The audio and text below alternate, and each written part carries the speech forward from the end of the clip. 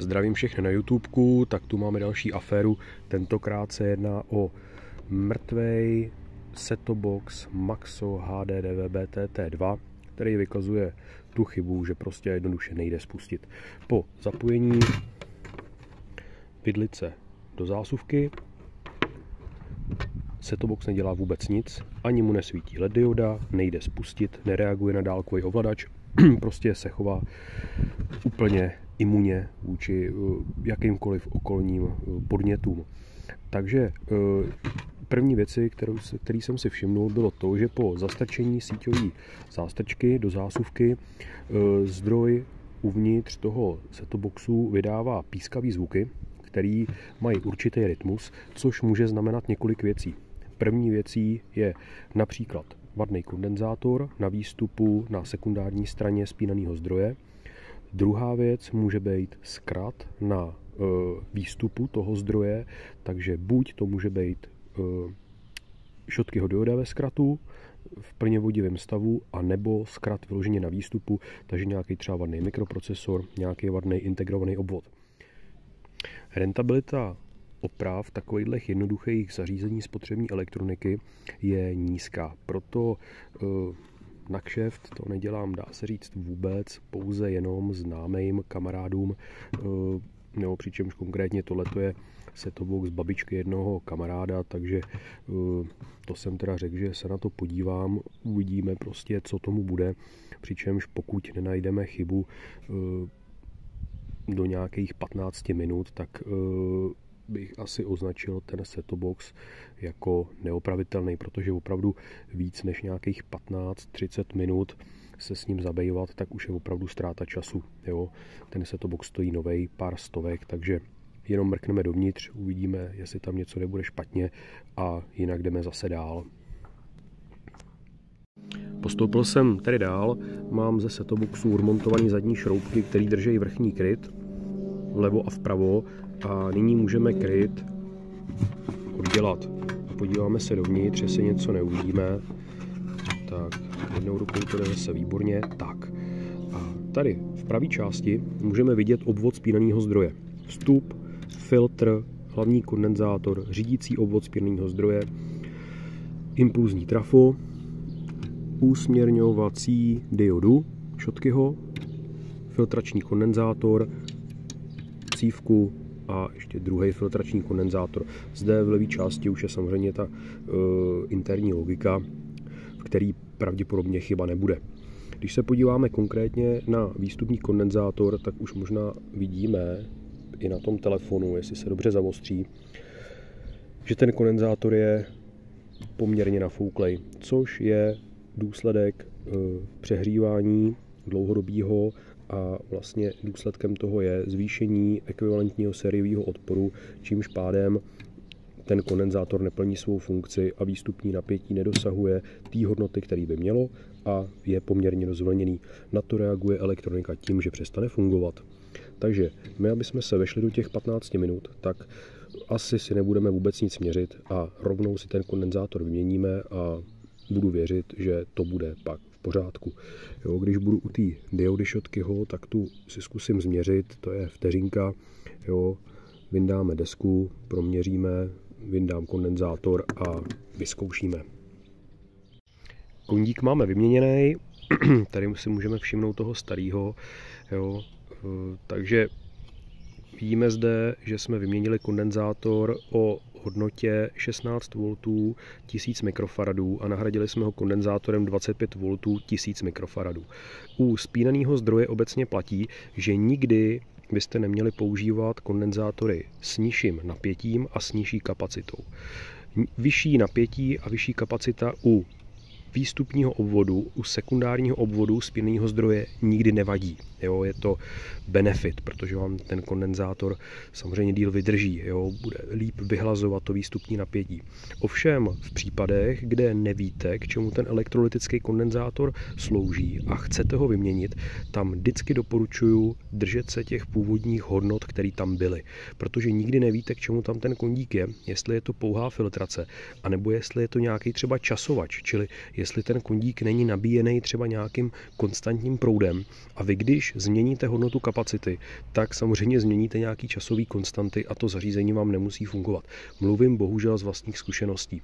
Takže tam, kde víte, že to nevadí, v případě teda spínaných zdrojů, tam je možný zvolit kapacitu nebo napětí větší, ale tam, kde nevíme, k čemu ty kondíky jsou, tak vždycky nahrazujeme hodnotama stejnejma. A my se jdeme podívat na to, jestli set-top box bude fungovat.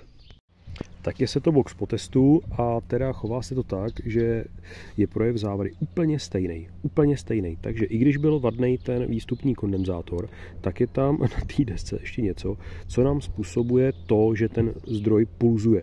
Jo, když jsem zapnul ten set-top box do sítě, tak červená ledka prostě problikávala, ten zdroj chtěl naběhnout, vypnul se, naběhnout, vypnout se. Prověřil jsem sekundární diodu Schottkyho, ta se zdá být v pořádku a diodu pomocného zdroje, tady tu Schottkyho, pro pomocné napájení řídícího obvodu. Ta vypadá taky dobře. Teďka ještě jednou vytáhnu tišťák a změřím ekvivalentní sériový odpor hlavního kondenzátoru a pomocného a uvidíme, co bude dál. No, tak to zase skončilo tak, jak jsem nechtěl. A to tak, že vždycky, když se zařeknu, že dané věci věnuju pouze třeba 15-30 minut, tak vždycky to přeteče. Zde na první pohled byl viníkem hlavní filtrační kondenzátor, po výměně se set-top box choval úplně stejně.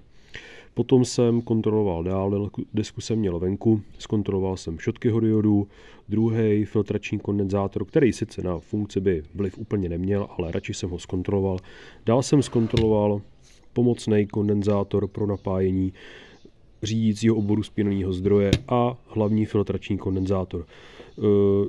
Tady ten pomocný kondenzátor s kapacitou 22 mikrofaradů pro napájení řídícího obvodu tak měl významně nízkou kapacitu a významně vysoký ekvivalentní sériový odpor, proto jsem ho raději vyměnil, ale nedělal jsem si iluze, že by ten zdroj mohl fungovat. Samozřejmě po zasunutí vidlice do zásuvky, tak se zdroj choval úplně stejně.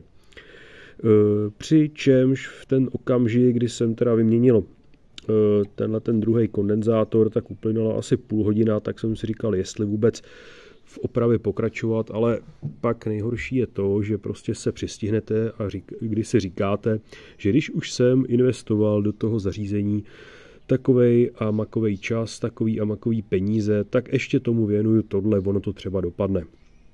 No, tak stejně jsem teda dopadnul já, pokračoval jsem dál a měřil jsem dál.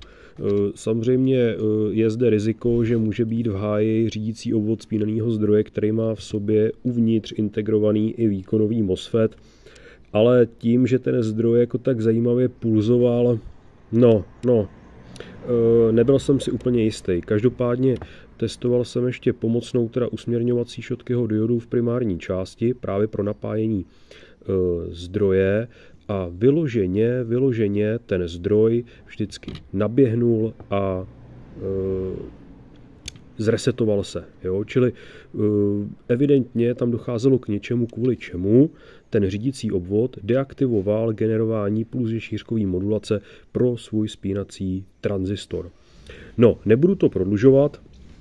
Měřil jsem dál a zjistil jsem, že napětí na kondíku pro napájení řídícího obvodu je poměrně dost nestabilní a zarušený. Přičemž jsem zjistil jednu důležitou věc, a to, že v obvodu, který se označuje jako RCD snubber, je instalován evidentně svitkový kondenzátor, a ukážu také na kameru, který sice kapacitu měl správnou 4,7 pikofaradů,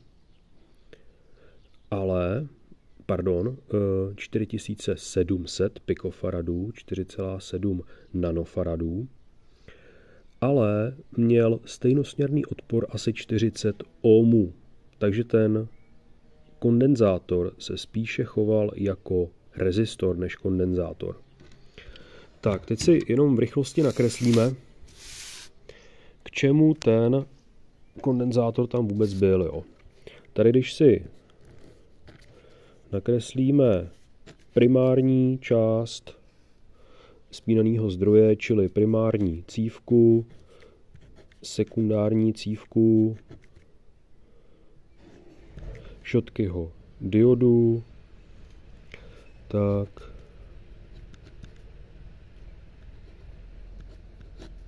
MOSFET tranzistor a k zemi, tak ten RCD snubber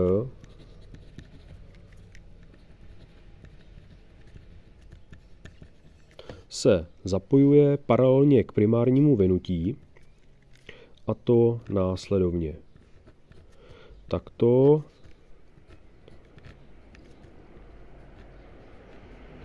Takto, jo, čili RCD snubber, zkratka odpor, kondenzátor, dioda. Jedná se o obvod, který má za úkol tlumit kmity, které vznikají na cívce při přechodném ději, při rozpínání tranzistoru. A když se podíváme na to, že místo kondenzátoru, který zde slouží jako akumulační prvek pro právě akumulaci energie z toho přechodného děje, tak ten kondenzátor vlastně byl ještě doplněný, dejme tomu paralelně o poměrně malý odpor. Jo. Takže ten kondenzátor nemohl akumulovat moc energie a docházelo evidentně k rozkmitání toho primárního obvodu spínaného zdroje. Přičemž na tom primáru je doplněno, ještě já to takhle udělám, je doplněno pomocné vynutí pro napájení řídícího integrovaného obvodu. A to napájení je poměrně dost důležitý, protože bez toho napájení ten zdroj prostě neběží. A evidentně došlo k tomu, že tím, jak ten primární obvod byl nestabilní, rozkmitaný, tak nemohl být ani napájený řídící obvod a on se vždycky rozeběhnul, chcípnul, protože on vždycky ten řídící obvod určitou dobu běží z nějakého pomocného napájení, někde z nějakého napěťového, z nějaký napěťový větve, jo. Ale ve většině případů ten řídící obvod na napájení z těch 320 V běží pouze krátkou dobu. Takže evidentně došlo k tomu, že prostě se zdroj oživil na tady to pomocné napájení, pak čekal, že začne spínat tranzistor a generovat napětí pomocný výstup, takzvaný auxiliary winding, a to napětí tam nebylo. Takže jsem udělal to, že poškozený kondenzátor, který se nacházel v této části, jsem nahradil keramickým kondenzátorem ze nějakého sešrotovaného monitoru, z kterého jsem vyndal zdroj, a úplně ze stejného obvodu, z toho RCD snubberu, jsem vyndal kondenzátor, dá se říct, se stejnou hodnotou. Jestli ta hodnota bude o pár procent odlišnější, tak asi se nic neděje. Ten zdroj funguje nyní naprosto v pořádku, jo, takže opravdu byla závada v tom RCD snubberu. Jo, tady ještě si jednou ukážeme ten kondenzátor, který byl vadný, a ten kondenzátor sice kapacitu měl, ale měl velký svodový odpor. Ten svod byl kolem 47, kolem 50 ohmů, což je poměrně dost. Není to dost, je to hodně. Takže i když se závada tvářila na první pohled jednoznačně a jednoduše, takzvaná 15minutovka, tak se z toho sice vyvrbila oprava na delší dobu, ale zdroj nám chodí. Jo, takže já bych to tím to uzavřel. Zdroj jsem testoval asi den v kuse, vypadá to opravdu dobře a i takováhle banalita může potrápit ve spínaném zdroji.